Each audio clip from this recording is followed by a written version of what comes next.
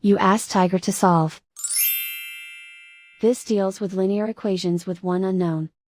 The final result is x equals 4. Let's solve it step by step. Simplify the expression. Group like terms.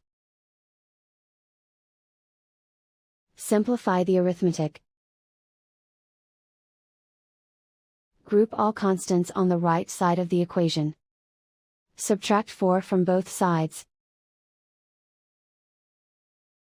Simplify the arithmetic.